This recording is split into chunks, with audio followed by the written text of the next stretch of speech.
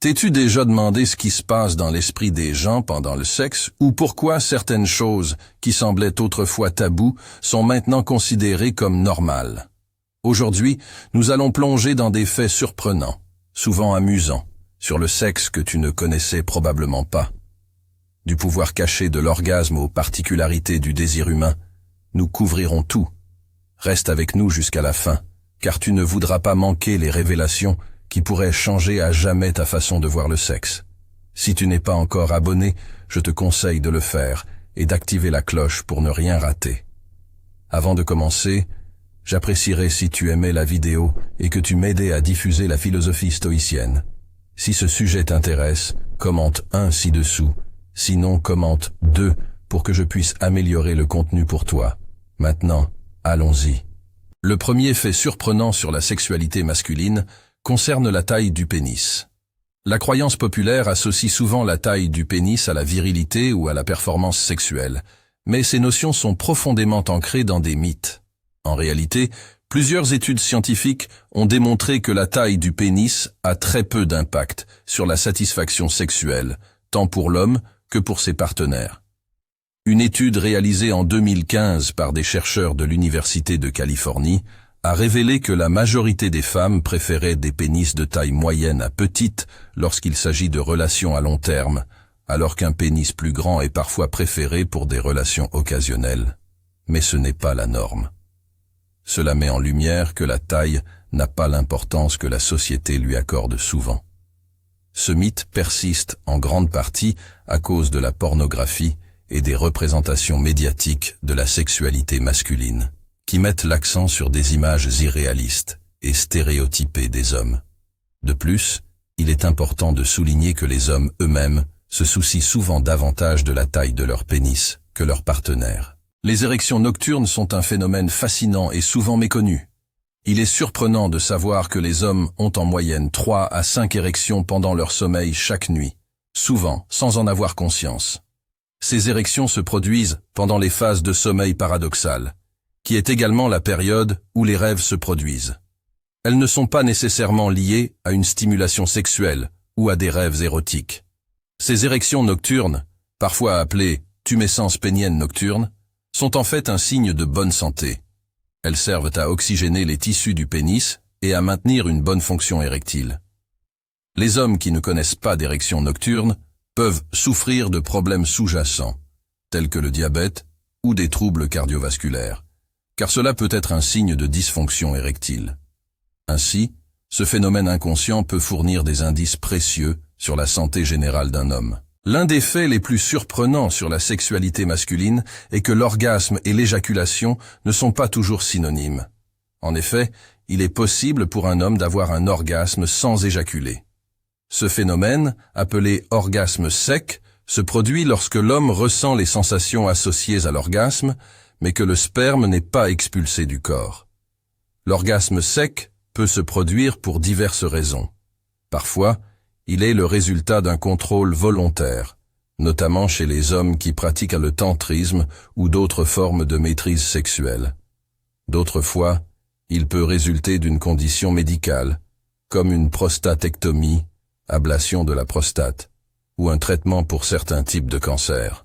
Il est également possible que cela survienne chez des hommes plus âgés.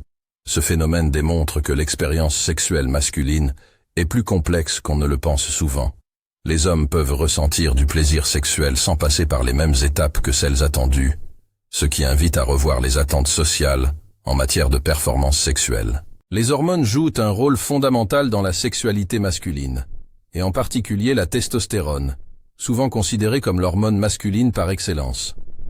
Cependant, la relation entre les hormones et la sexualité masculine est beaucoup plus complexe qu'une simple question de niveau de testostérone.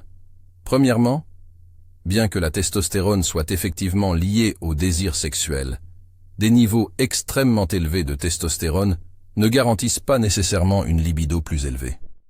En fait, des études montrent que des niveaux modérés de testostérone sont souvent suffisants pour maintenir un désir sexuel normal. De plus, un trop haut niveau de testostérone peut entraîner des effets secondaires indésirables tels que l'agressivité, la calvitie ou des problèmes de santé cardiovasculaire. Un autre fait surprenant est que la sexualité masculine évolue au fil du temps. Contrairement à l'idée reçue selon laquelle la libido masculine décline de manière linéaire avec l'âge, les études montrent que la sexualité masculine peut rester active jusqu'à un âge avancé, bien que les priorités et les capacités physiques puissent changer. Avec l'âge, les hommes peuvent constater une diminution des niveaux de testostérone, ce qui peut entraîner une baisse du désir sexuel.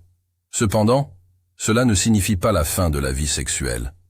De nombreux hommes âgés rapportent que leur sexualité devient plus centrée sur l'intimité et l'affection que sur la performance purement physique. Paradoxalement, certains hommes trouvent même que leur vie sexuelle s'améliore avec l'âge, car ils se sentent plus confiants, expérimentés et capables de communiquer ouvertement avec leur partenaire.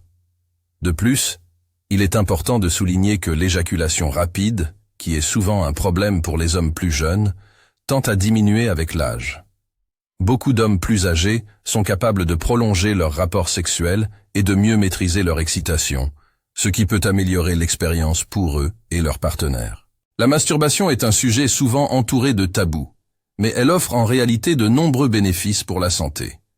Contrairement à certaines croyances populaires, la masturbation ne cause pas de dysfonctionnement sexuel, de cécité, ni d'autres problèmes de santé souvent associés à la culpabilité ou à la désinformation.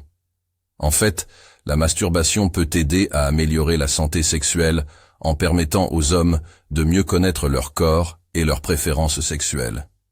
Elle peut également contribuer à réduire le stress, améliorer la qualité du sommeil, et même diminuer le risque de cancer de la prostate. Des études ont montré que les hommes qui éjaculent régulièrement, que ce soit par masturbation ou par des rapports sexuels, ont un risque plus faible de développer un cancer de la prostate plus tard dans la vie.